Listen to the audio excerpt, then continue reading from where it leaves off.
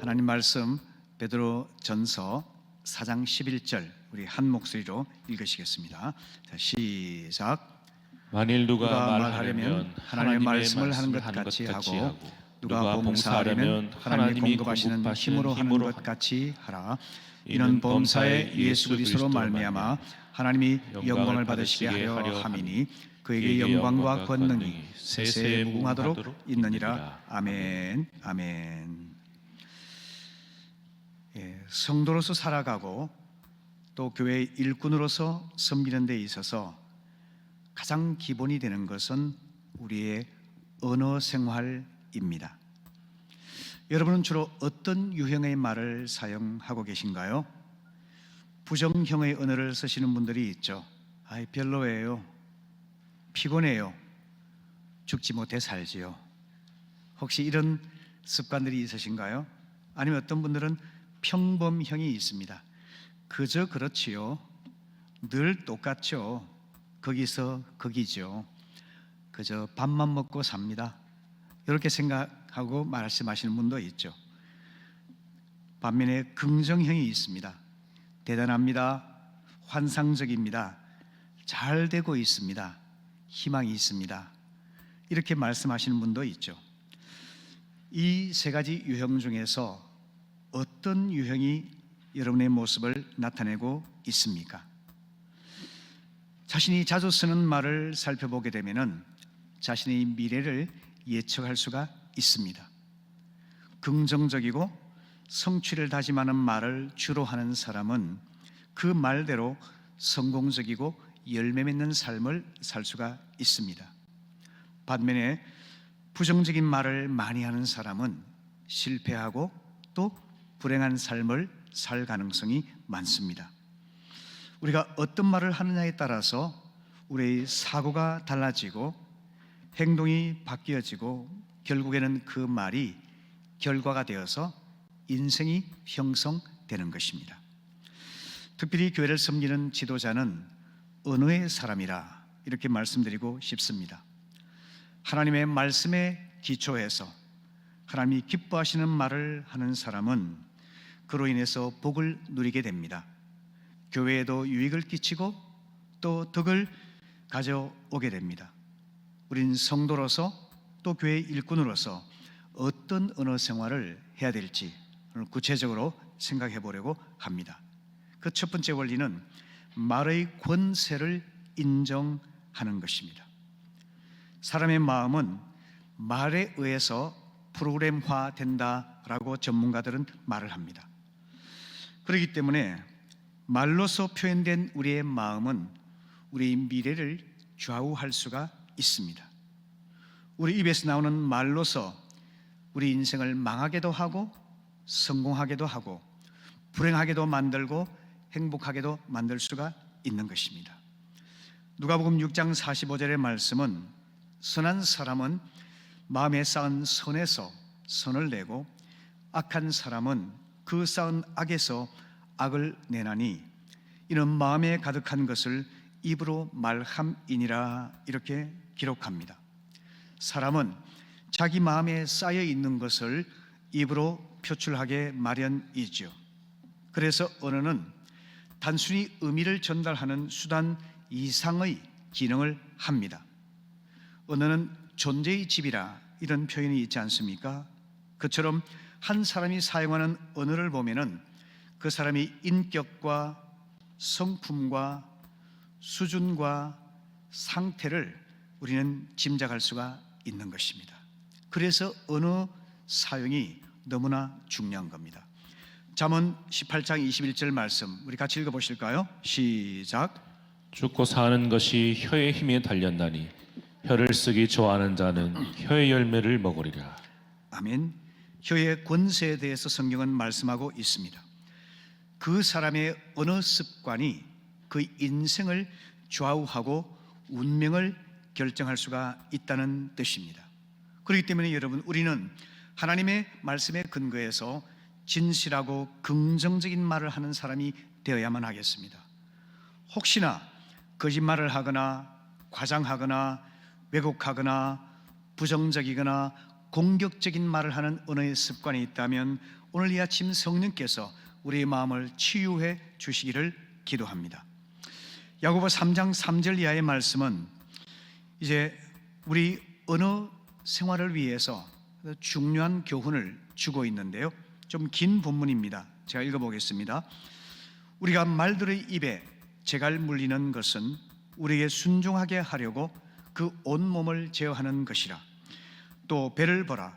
그렇게 크고 광풍이 밀려가는 것들을 지극히 작은 키로서 상공의 뜻대로 운행하나니, 이와 같이 혀도 작은 지체로 돼 큰 것을 자랑하도다. 보라, 얼마나 작은 불이 얼마나 많은 나무를 태우는가. 혀는 곧 불이요 불의의 세계라. 혀는 우리 지체 중에서 온몸을 더럽히고 삶의 수레바퀴를 불사르나니 그 사르는 것이 지옥불에서 나느니라. 아주 두려운 말씀으로 경고하고 있습니다. 혀는 새치혀라는 말처럼 길이가 10cm도 되지 않는 작은 지체이죠. 실수로 혀를 깨물게 되면 금방 피가 나고 몹시 아프죠. 그처럼 혀는 부드럽고 연약한 부분입니다. 하지만 이 혀는 다루기가 매우 힘듭니다. 그리고 그 힘과 영향력은 어떤 부위와도 비교할 수 없을 만큼 강력하죠. 그래서 야고보는 혀의 힘에 대해서 비유를 들어서 설명을 해주고 있지 않습니까? 자, 말의 입에 물린 재갈에 대해서 이야기를 합니다. 야생마는 힘이 넘치고 다루기 힘든 말 아니겠습니까?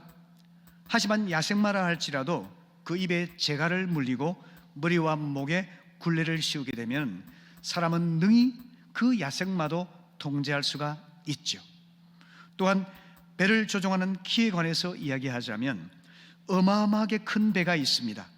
하지만 그 배를 아주 작은 키를 가지고서 선장이 조종해서 자기 원하는 방향으로 움직이지 않습니까?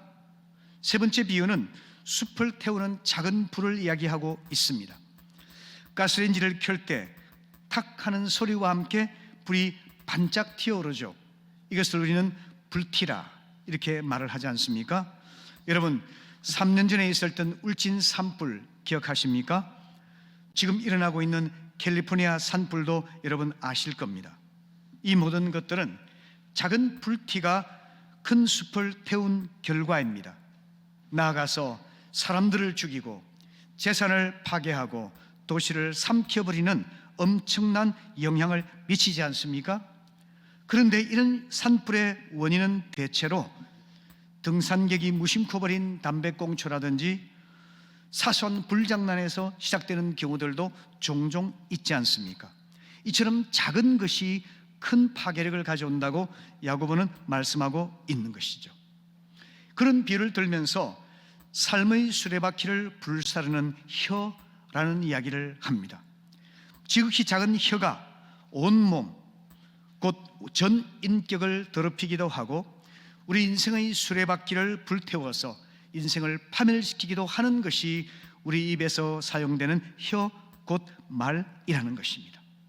예를 들어서 야고보 3장 9절을 보시게 되면은 이 혀로서 우리가 한 입으로는 아버지를 찬양하기도 하고 또 다른 입으로는 하나님의 형상으로 지음받은 사람을 저주하기까지 하고 있지 않느냐, 이렇게 이야기를 하고 있습니다. 하나님을 찬송하는 긍정적인 기능을 하는 반면에 하나님 형상으로 지음받은 사람들을 저주하고 비난하고 공격하는 그런 부정적인 파괴적인 영향도 있다는 것입니다.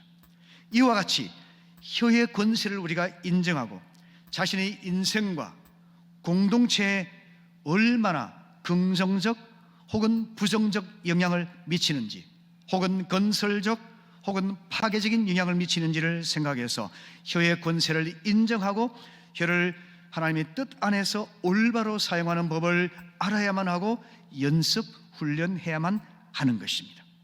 두 번째 원리는 말의 기원을 분별하는 것입니다. 창세기 3장 1절을 보시면은 뱀이 이제 하와를 유혹하는 장면이 나오지 않습니까? 거기서 뱀은 이렇게 말을 하죠. 하나님이 참으로 너희에게 동산 모든 나무의 열매를 먹지 말라고 하시더냐라고 질문합니다. 뱀은 사실 이것은 마귀를 말하는 거죠. 뱀의 형상으로 나타난 마귀죠. 그 마귀가 하와를 유혹하면서 하나님 말씀을 인용합니다. 이거 중요합니다. 하나님 말씀을 인용하지만 아주 교묘하게 살짝 비틀어서 왜곡해서 말을 하고 있지 않습니까? 하나님께서는 동산 중앙에 있는 선악과 외에는 모든 나무를 먹을 수 있다, 열매를 먹을 수 있다 말씀하셨지만, 이 뱀은 하나님이 동산 모든 열매를 먹지 말라고 하시더냐라고 아주 교묘하고 그리고 은밀하게 속이고 있지 않습니까? 말씀을 비트는 것, 말씀을 교묘하게 왜곡하는 것, 이것이 마귀의 전략인 것입니다. 마귀에게 속한 언어 습관은 이런 것입니다. 인류의 역사 내내 마귀는 이런 일을 해왔습니다. 하나님의 아들 예수님을 유혹해서 넘어뜨리기를 원했고, 십자가를 회피하고 구속사역을 이루지 못하도록 방해했던 것도 마귀의 일이었죠. 누가복음 4장 13절에서 마귀는 광야에서 시험을 다한 후에 얼마 동안 주님을 떠났다라고 말하고 있습니다. 이 말씀은 사람들을 통해서, 사건을 통해서, 제자들을 통해서 마귀는 끊임없이 예수님을 유혹하고 넘어뜨리려고 말을 걸어왔다는 것이죠. 기억하지 않습니까? 500여의 위대한 기적을 일으킨 다음에 사람들은 예수님을 왕으로 삼으려고 했었죠. 얼마나 인기와 명성을 얻는 귀한 말이었겠습니까? 하지만 그것이 바로 십자가의 구속사역을 회피하게 만드는 걸 알았기 때문에 주님은 그들을 피해서 한적한 산으로 피하여 가셨지 않습니까?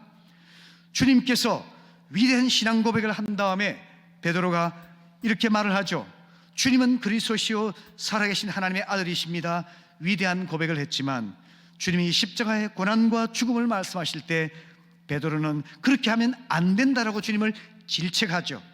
그런데 주님이 뭐라고 말씀하십니까? 사탄아, 내 뒤로 물러가라.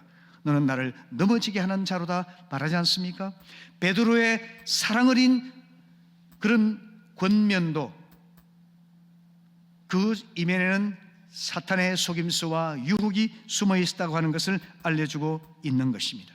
그렇기 때문에 여러분, 우리는 우리 언어를, 우리 생각을 분별할 수 있어야만 하는 것입니다. 말의 기원을 알아야지만이 우리는 마귀의 속임수에 넘어가지 않을 수가 있는 것입니다.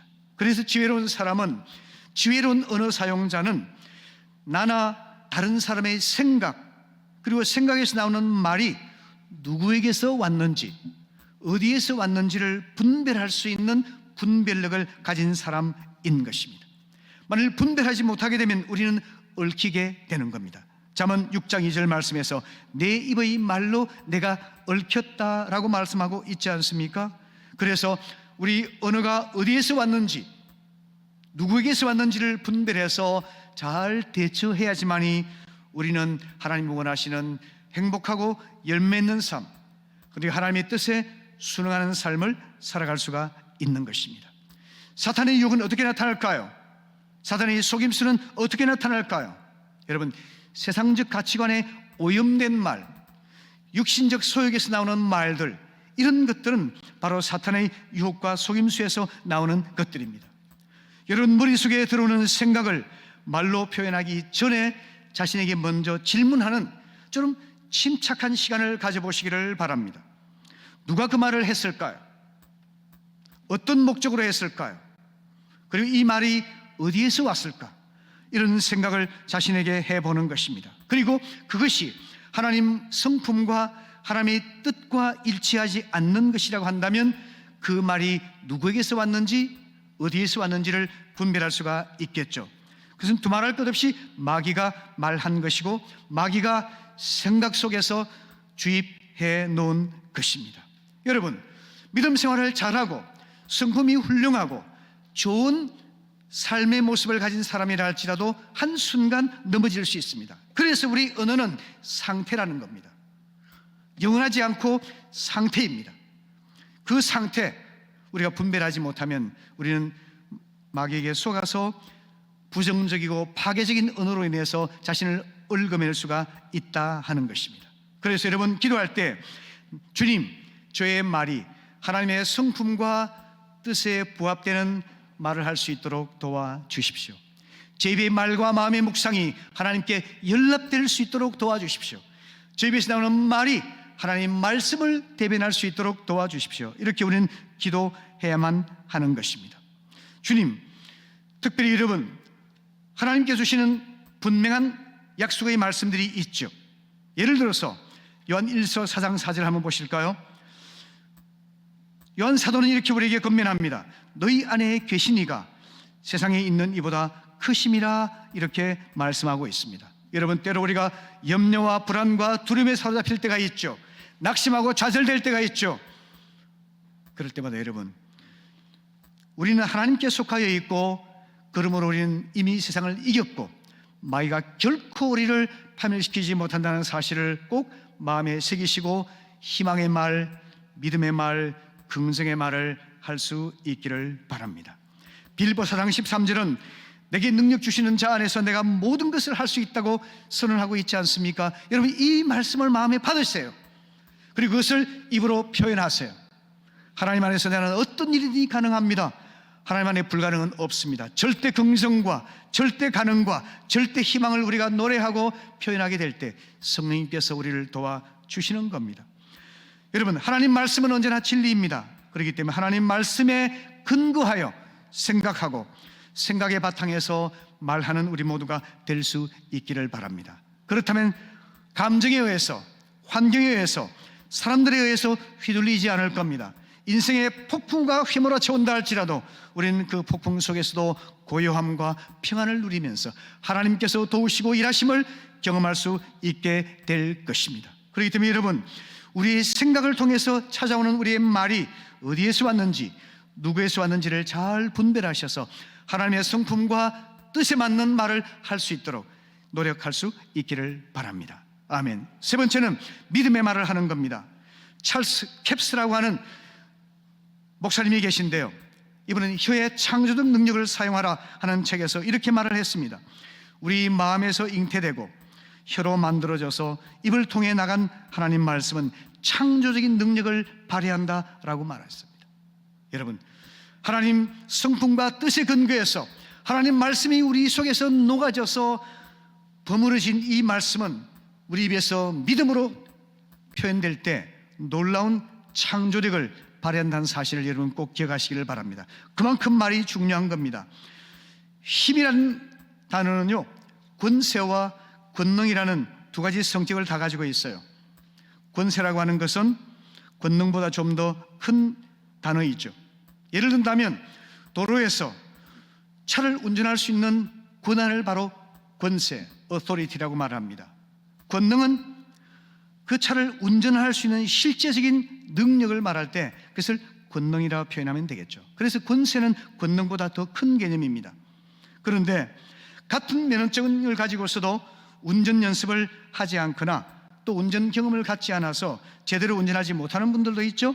장롱 면허증 가진 분들도 계시잖아요. 이와 같은 원리가 우리 언어 권세와 능력에도 나타납니다. 여러분, 모든 성도의 기도의 권세가 있습니다. 마귀가 결코 흔들 수 없는 권세가 우리에게 있습니다. 하지만 기도를 많이 하고 또 성령을 체험하고 말씀을 확실히 믿고 순종한 사람에게는 권능이 따라오는 겁니다. 권세를 현실에 실행할 수 있는 능력, 그게 바로 권능이죠. 우리 언어 사용도 그와 같습니다. 성도 여러분, 하나님 약속의 말씀을 한 번에만 그치지 말고 계속해서 묵상하세요. 마음에 생각하세요.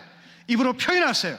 생활 속에 실행하세요. 그럴 때 약속의 말씀이 이루어지는 것을 보면서 우리는 말씀의 권세가 내 삶을 통해 권능으로 나타나는 것이구나, 이걸 여러분이 경험할 수가 있게 되는 겁니다. 오늘 여러분 믿음의 말을 꼭 하시기를 바랍니다. 부정적인 말, 그리고 소극적인 말, 파괴적인 말, 불신앙의 말 다 제거해 버리세요. 우리 입에는 오직 믿음의 말로 가득가득 차서 은혜의 바구니에 12바구니 가득한 하나님 은혜가 넘쳐날 수 있기를 바랍니다. 예를 들어 볼까요? 여러분, 누가복음 10장 19절에서 주님은 약속하셨죠. 함께 읽어보겠습니다. 시작. 내가 너희에게 뱀과 전갈을 밟으며 원수의 모든 능력을 제어할 권능을 주었으니 너희를 해칠 자가 결코 없으리라. 아멘. 믿으십니까? 이 말씀을 한 번 읽은 것으로 끝나버리면 권능이 되지가 않아요. 이미 이런 권세를 주셨지만 나의 권능이 되려면 말씀을 또 읽고 마음에 새기고 숙성되어서 입에서 믿음의 말로 표현될 때 그 실제적으로 능력으로 나타날 수가 있는 겁니다. 그 차이예요. 권세만 갖고 계신 분이 되지 말고 권능을 가진 분이 되시기를 바랍니다. 요한복음 14장 12절에 주님 말씀하셨죠. 나를 믿는 자는 내가 하는 일을 할 뿐만 아니라 그보다 더 큰 일도 하리라. 이는 내가 아버지께로 감이라. 우리 안에 성령이 계시기 때문에 주님께서는 주님이 하신 일뿐만 아니라 그보다 더 위대한 일도 할 수 있도록 우리에게 위임하셨어요. 얼마나 놀라운 일입니까? 물론 이것은 파생적인 위대함이죠. 주님에게서 비롯되어 온 것이니까요. 그러나 여러분, 그 사실을 기대하십시오. 저는 이 말씀 읽을 때마다 마음이 흥분이 돼요. 너무나 마음에 그냥 용기가 솟아납니다. 주님이 하셨던 일뿐만 아니라 그보다 더 위대한 일을 할 수 있도록 모든 믿는 자에게 그 권세를 주셨어요. 그런데 여러분, 그 권세를 주셨다는 것을 머리 지식으로만 알고 흘려버리면 권능이 되지가 않아요. 믿음의 말을 하시기를 바랍니다. 믿음으로 표현하시기를 바랍니다. 마음으로 새기고 계속해서 묵상하고 묵상된 말씀을 입으로 표현하고 생활 속에서 그걸 실행하게 될 때 그 능력이 나타나서 주님이 하셨던 위대한 일뿐만 아니라 더 큰 일도 우리 주님의 이름으로 이루게 하신다고 하는 겁니다. 오늘 읽었던 말씀 마가복음 11장 23절에서 이 산더러 들려 바다에 던지우라 하며 그 말하는 것이 이룰 줄 믿고 마음에 의심하지 않으면 그대로 되리라 말씀하셨죠. 여러분, 우리 입술에서 나오는 믿음의 말이 하나님 위대한 역사를 이루어냅니다. 예배 중에 믿음의 말을 선포하세요. 믿음으로 아멘 받으세요. 그럴 때 하나님이 병든 자를 치유하시고 마음 상한 자를 어루만지시고 악한 영에 억눌린 자를 자유하게 하시고 믿음 없는 자를 믿음 갖게 하시고 구원받지 못한 자 구원받게 하시고 많은 문제와 어려움에 쌓인 자들이 거기에서부터 풀어지고 해방되는 역사를 경험할 수가 있는 겁니다. 자녀들을 위해서, 가정을 위해서, 교회를 위해서, 일터를 위해서, 이 세상을 위해서 여러분 믿음의 말을 선포하시길 바랍니다. 그럴 때 주님이 주신 권세가 우리를 통해서 권능으로 나타나게 되는 것입니다. 오늘 이후로부터 여러분 삶 속에서 부정적인 말, 불신앙의 말, 세상적인 말 다 제거해버리시고 절대 긍정과 절대 낙천과 절대 희망과 절대 사랑의 사람으로 우리 언어 습관이 달라지기를 축복합니다. 아멘. 민수기 14장 28절 보십시오. 여호와의 말씀에 나의 삶을 가리켜 맹세하노니 너희 말이 내 귀에 들린 대로 내가 너에게 행하리라 말씀하셨죠. 여러분, 불신과 원망의 말, 부정적이고 거짓된 말, 공격적이고 비판적인 말 다 여러분 내버리십시오. 믿음과 소망의 말, 사랑과 용서의 말, 희망과 긍정의 말을 하게 되면 우리 그 말을 통해서 하나님의 권세가 나를 통해 권능으로 나타나게 되어 있는 것입니다. 이것이 바로 창조적인 언어 습관입니다. 그것이 바로 행복한 삶을 누리는 것이고 하나님의 살아계심을 실제로 경험하고 하나님의 위대한 능력을 체험하고 하나님의 나라를 위해 쓰임받을 수 있는 그런 길이 되는 것입니다. 성도 여러분, 오늘부터 꼭 믿음의 말을 하시기를 바랍니다. 아멘. 네 번째는 축복, 칭찬, 격려의 말입니다. 여러분 보십시오. 또 다른 차원인데요. 요한복음 8장 10절 11절 말씀 보시게 되면은 주님께서 우리가 잘 아는 대로 간음 중에 잡힌 여인을 향해서 동네의 젊은 사람과 늙은 사람 모두가 다 모여서 율법에 정한 대로 돌을 쳐서 그녀를 죽이려고 했습니다. 뿐 아니라 예수님을 올무에 얽어매기 위해서 예수님 어떻게 하면 될까요? 율법에는 이런 사람을 돌로 쳐 죽이라고 했는데 어떻게 할까요? 라고 했습니다. 계속해서 재촉할 때 주님께서 한 말씀도 하지 않으시다가 땅에다가 무슨 글을 쓰셨죠. 너희 중에 죄 없는 자가 먼저 돌로 치라 말씀하셨습니다. 그 말씀을 듣고 양심의 가책을 받아서 늙은이들부터 한 사람씩 다 물러가게 되었죠. 아무도 없을 때 주님께서 말씀하십니다. 여자여, 너를 정죄하고 비난하는 사람들이 다 떠나갔느냐? 예, 나도 너를 정죄하지 아니하노니 다시는 죄를 범하지 말라. 주님께서 말씀해 주셨어요. 이 주님의 음성 생각해 보십시오. 주님의 음성은 바로 용서의 언어였고 위로와 격려와 축복의 언어 아니겠습니까? 이것이 바로 하나님의 언어예요.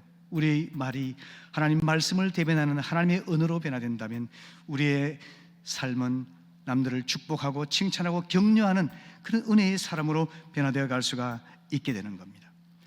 읽었던 우리 오늘 본문, 누가 말하려면 하나님의 말씀을 하는 것 같이 하라고 말하지 않습니까? 우리 입에서 나오는 말이 마귀의 말이 아니라 하나님의 성품과 하나님의 뜻을 반영하는 하나님 말씀이 되도록 우리 언어 생활을 교정하라고 분명히 권면하고 있죠. 그래서 여러분, 우리 하나님의 언어는 바로 간음 중에 잡힌 여인을 향해 주님 보여주셨던 축복과 용서와 사랑의 언어 아니겠습니까? 그러기 위해서 여러분, 오늘 예로부터 우리는 깎아내리고 험담하는 그런 부정적인 언어, 마귀의 언어를 다 내어버리고 어떤 경우든지 긍정적인 면을 찾아서 인정하는 축복의 말로 우리 언어 생활이 달라질 수 있기를 바랍니다. 아멘이십니까? 아멘입니다. 칭찬과 격려는 특별히 중요합니다. 제가 예전에도 설명했었죠. 칭찬은 그 사람의 행위와 결과에 초점 맞추어서 인정해 주는 거예요. 격려는 그것과 상관없이 그 사람의 존재에 초점을 맞춰서 인정하는 게 격려입니다. 그렇다면 여러분, 어떤 것이 더 차원 높고 아름다운 언어일까요? 다 좋은 언어이지만 칭찬과 격려, 어느 것이 그럴까요? 격려예요. 격려. 칭찬은 because of, 당신이 성적 이번에 잘 받았으니까, 이번에 실적을 많이 내었으니까, 당신의 성품이 훌륭하니까, 나에게 잘해줬으니까, because of 이런 내용들이 칭찬이라 한다면, 격려는 당신의 존재 자체로 인해서 저는 기뻐요, 당신의 존재 자체가 나에게 행복이에요 라고 인정하는 겁니다. 이게 하나님의 최고의 언어죠. 그래서 여러분, 우리가 이제 축복하고 칭찬할 뿐만 아니라 최종적으로 격려하는 언어를 많이 연습함으로 인해서 우리 입술을 통해서 수많은 사람들을 치유하고 변화시키고 하나님 은혜가 흘러가게 만드는 통로가 될 수 있기를 바랍니다. 여러분, 감옥에 갇혀 있는 사람의 90%는요 이 말을 듣고 자랐다고 그래요. 너 같은 녀석은 결국 감옥에 가고 말 거야. 이 말을 듣고 자란 아이들은 결국은 감옥에 갇혀서 불행한 인생을 살 수밖에 없다는 겁니다. 누가 만들었을까요? 그 부모와 주변 사람들이 그렇게 만든 거예요. 선생님이 만든 거예요. 그런데 여러분, 반대로 벤 카슨 박사는 세계적으로 유명한 분이죠. 세계적인 의과대학인 존스 홉킨스 대학의 샴 쌍둥이 분리수술에 최초로 성공했던 분이잖아요. 이분은 공화당의 유력한 후보로서 여러분 현재 트럼프와 맞대결을 했던 그런 훌륭한 정치가이기도 했습니다. 그런데 여러분, 이분이 흑인 빈민가 출신입니다. 그의 아버지는 자기 가족을 버리고 떠나버렸어요. 공부를 너무 못했습니다. 그래서 다른 아이들이 그를 비난하고 조롱할 때 어머니는 늘 이렇게 말해 주었습니다. 내가 늘 꼴찌를 하면서 흑인이라고 따돌림 당하고 이렇게 위축될 때마다 엄마는 나에게 이렇게 말해 줬다는 거예요. 벤, 너는 마음만 먹으면 무엇이든지 할 수 있어. 노력만 하면 할 수 있어. 끊임없이 격려하고 끊임없이 격려하고 끊임없이 격려해 줬다는 거예요. 그의 결과로 해서 흑인이었고 빈민가 출신이었고 아버지가 그를 버렸던 사람이었지만 이 사람은 세계적인 의학자가 되었고 훌륭한 정치가로 자랄 수가 있었던 것이죠. 위대한 인물의 뒤에는 그를 먹여 살린 은혜의 말이 있고 특별히 격려의 말이 있는 법입니다. 여러분, 우리 교회는 이런 격려의 언어가 강물처럼 흘러넘칠 수 있기를 바랍니다. 그래서 인정해주고 긍정해주고 축복해주고 칭찬해주고 특별히 존재 자체에 초점 맞춘 격려의 말이 흘러넘쳐서 교회는 화목하고 활발하고 행복하고 웃음이 넘치고 소망이 넘치는 그런 교회가 될 수 있기를 바랍니다. 아멘. 이런 삶을 살기 위해서 언어 습관을 위해서 기본적인 전제가 있습니다. 짤막하게 두 가지만 말씀드리겠습니다. 그것은 보혈의 능력으로 병든 내면이 먼저 치유되어야만 합니다. 출애굽기 15장에 보게 되면 마라의 쓴물이 단물로 변화된 사건이 있죠. 잘 아시는 것처럼 출애굽한 이스라엘 백성들이 마라에 도착했습니다. 목이 말라서 물을 먹으려고 하니까 물이 써서 먹을 수가 없었습니다. 하나님을 원망하고 모세에게 불평을 쏟아내었습니다. 그때 하나님께서 모세에게 말씀하십니다. 이 나무를 물에 던지라 했을 때 그 나무를 물에 던졌더니 쓴물이 단물로 변화되었잖아요. 여러분, 이 사건은 예수님의 십자가를 예표하고 있는 사건입니다. 우리가 알게 모르게 지었던 죄로 인해서 우리 내면이 부패했어요. 썩은 냄새가 진동합니다.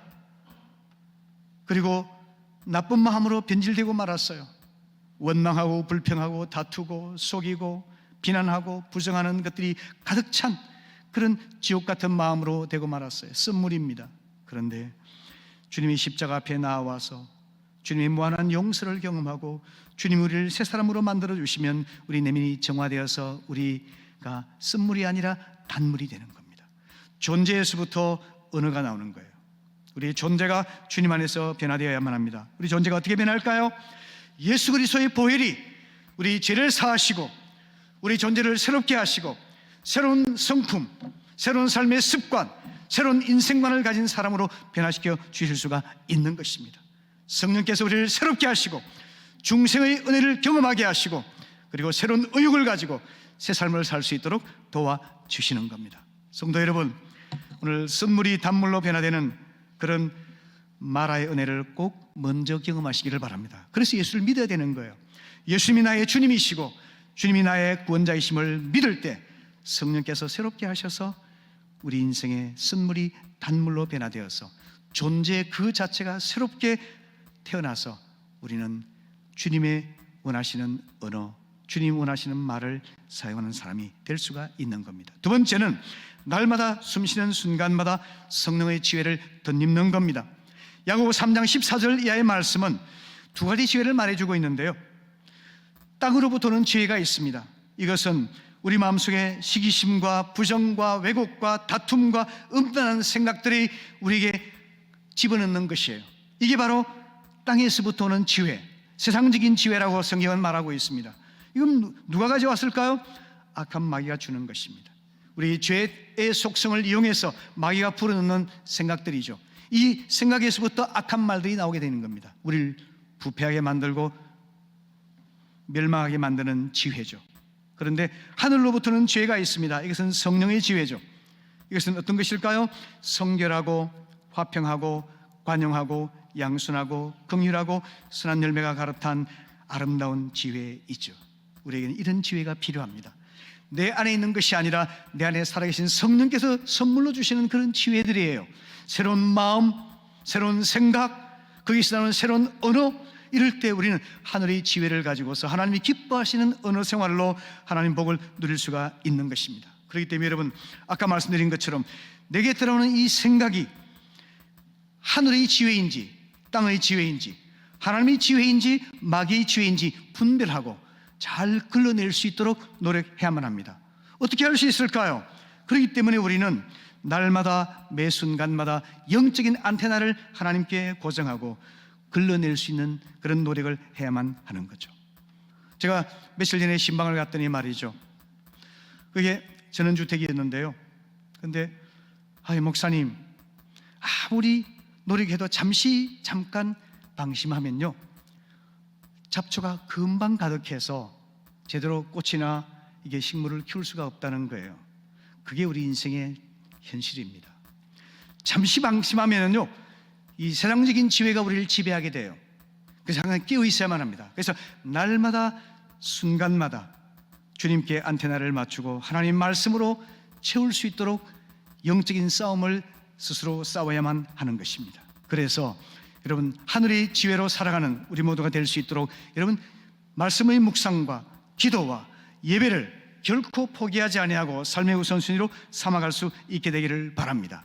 시편 141편 3절 말씀 같이 읽어보실까요? 시작. 여호와여, 내 입에 파수꾼을 세우시고 내 입술의 문을 지키소서. 아멘. 주님께서 파수꾼을 세워주시고 내 입술의 문을 지켜주셔서 하늘의 지혜로 말을 하고 하나님의 말씀을 말하고 믿음의 말을 하고 은혜의 말을 사용함으로 인해서 하나님의 무한한 사랑과 능력이 나를 통해 나타날 수 있도록, 나를 축복하고 다른 사람을 축복할 수 있도록, 그리고 성령께서 마음껏 역사할 수 있는 권능을 경험할 수 있도록 우리 인생이 그렇게 될 수 있기를 바랍니다. 아멘. 성도 여러분, 오늘부터 말을 고치시기를 바랍니다. 언어를 교정하시기를 바랍니다. 하나님의 언어를 사용하세요. 은혜의 언어를 사용하세요. 믿음의 말을 하세요. 하늘에 향해서 안테나를 잘 세우셔서 악한 마귀의 말을 잘 분별해서 다 물리치시고 하나님의 성령의 인도를 따라서 하나님이 기뻐하시는 말을 통해서 하나님의 위대한 능력이 나타나는 그런 삶을 경험하시기를 바랍니다.